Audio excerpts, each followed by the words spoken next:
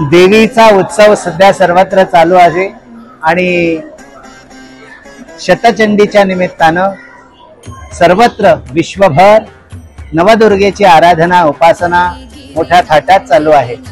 मला वाटतं की या पर्वात कुमारिका पूजन हे विशेष मानलेलं आहे। कुमारिका पूजनाच्या निमित्तानं भारताचे पंतप्रधान नरेंद्र मोदीजी असो किंवा उत्तर प्रदेशचे मुख्यमंत्री योगी आदित्यनाथजी असो नवदुर्गेचं व्रत पाळताना पाहतो आणि गोव्याची ही जी राजकीय लोक आहेत ते सुद्धा या उपासनेच्या काळामध्ये उत्सवांगभूत जे देवी पूजन आहे तेही करताना आपण पाहतो। सांगण्याचं तात्पर्य जगाचा कुठलाही मोठा माणूस जरी झाला तरी या कन्येचं पूजन करणं आपल्या स्वधर्माचं आचरण करणं हे ज्याला श्रेष्ठ वाटतं तोच खरा हिंदू आहे, तोच खरा सनातनी आहे, तोच खरा भारतीय आहे। आणि अशा या कन्या पूजनाचा योग आपल्या सर्वांच्या जीवनामध्ये येवो, कारण ही कन्या किंवा ही कुमारिका जी आहे ही साक्षात देवी आहे। या देवीमध्ये आपण सर्वांनी उपासनेच्या निमित्तानं समाविष्ट होणे गरजेचं आहे।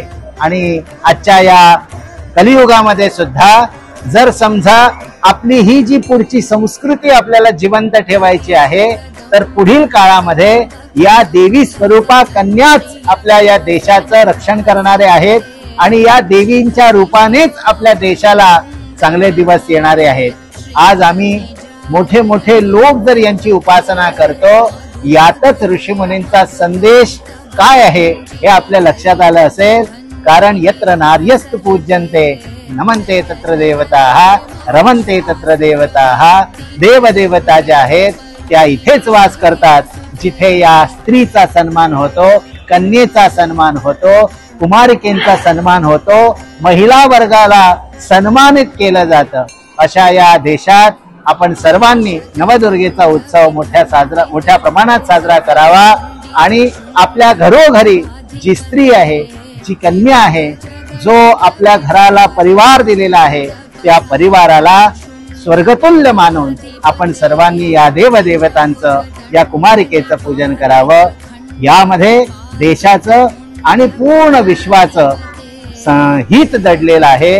पूर्ण विश्वाला शांती प्रदान करणारं जर काय असेल तर या भारत देशाचे संस्कार आहेत जे आपल्याला विश्वभर पोचवायचे आहेत। भारत देश दिग्विजयी व्हावा आणि त्यानुरूप आपल्या संपूर्ण विश्वाला आनंद प्राप्त व्हावा यासाठी देवी नवदुर्गेकडे मनोमन प्रार्थना। वंदे मातरम।